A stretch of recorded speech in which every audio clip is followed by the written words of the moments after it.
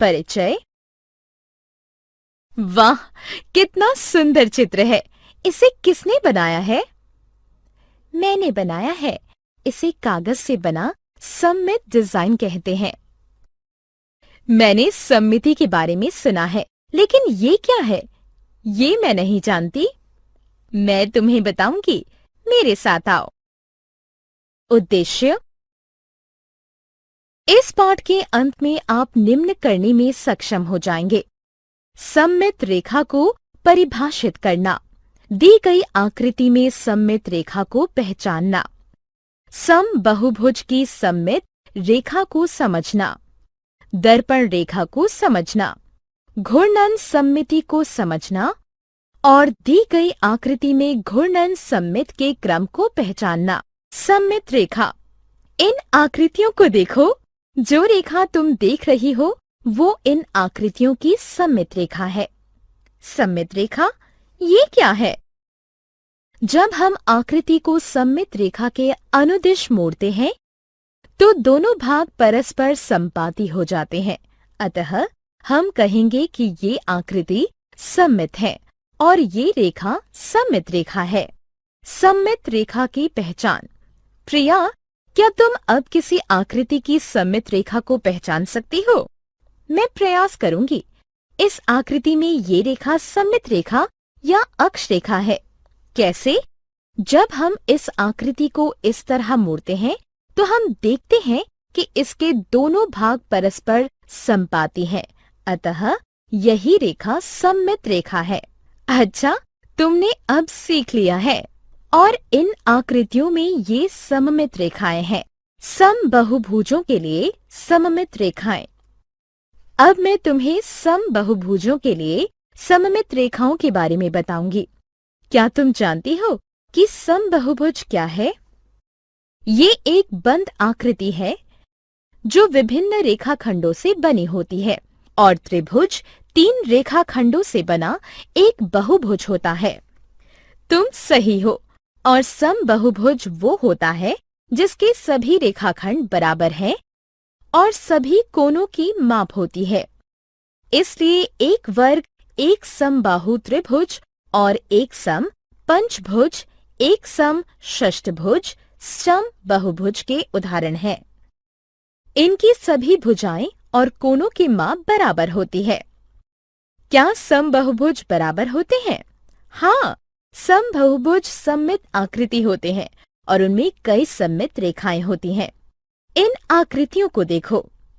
एक समबाहु त्रिभुज में 3 सममित रेखाएं होती हैं। एक वर्ग में 4 सममित रेखाएं होती हैं। एक सम पंचभुज में 5 सममित रेखाएं होती हैं और एक सम षष्ठभुज में 6 सममित रेखाएं होती हैं। दर्पण रेखा।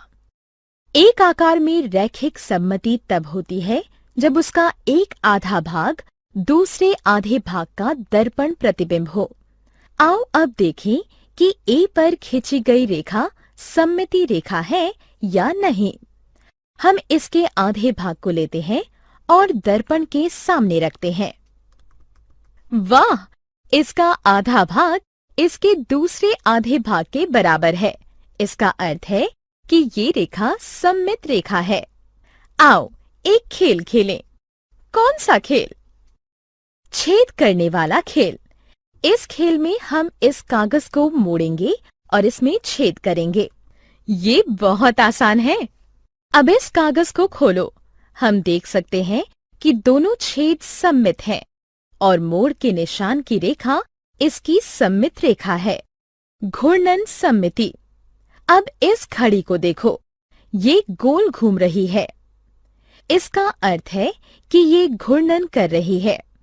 घड़ी की सुइयां दक्षिणावर्त दिशा में घूमती है और जब कोई वस्तु घड़ी की दिशा के विपरीत घूमती है तो उसे कौन सा घूर्णन कहते हैं?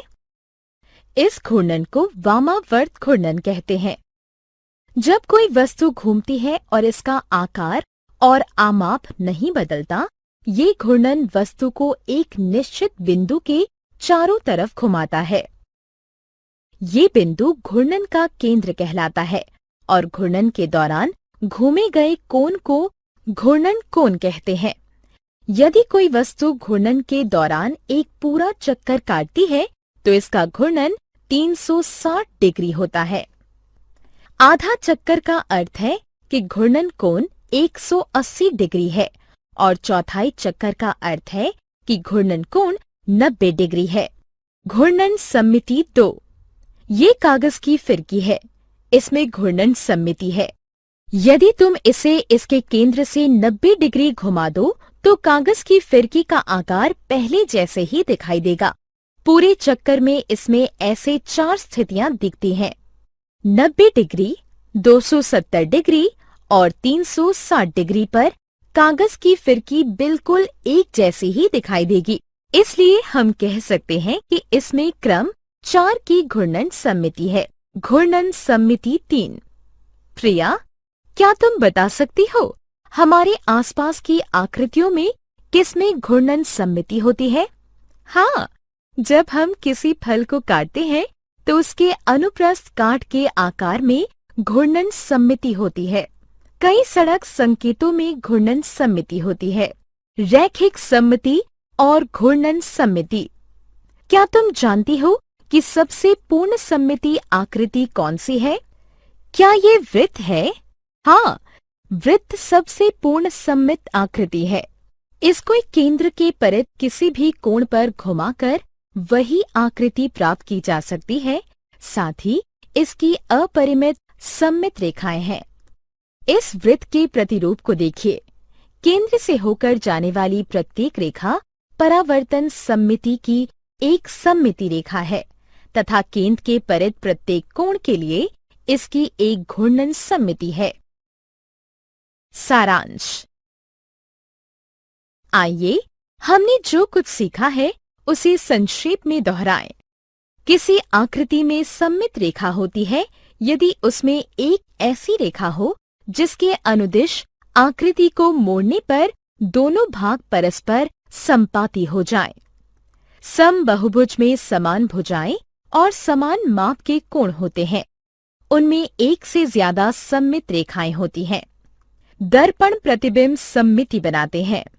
घूर्णन किसी वस्तु को एक निश्चित बिंदु के परित घुमाता है। ये नियत बिंदु घूर्णन का केंद्र है। जिस कोण से वस्तु घूमती है उसे घूर्णन कोण कहते हैं। आधे घूर्णन का अर्थ है 180 डिग्री और 1/4 घूर्णन का अर्थ है 90 डिग्री। घूर्णन दक्षिणाव्रत और वामाव्रत दोनों दिशा में हो सकता है। यदि आधे घूर्णन के बाद भी कोई आकृति समान दिखाई दे तो हम इसे घूर्णन सममिति कहते हैं।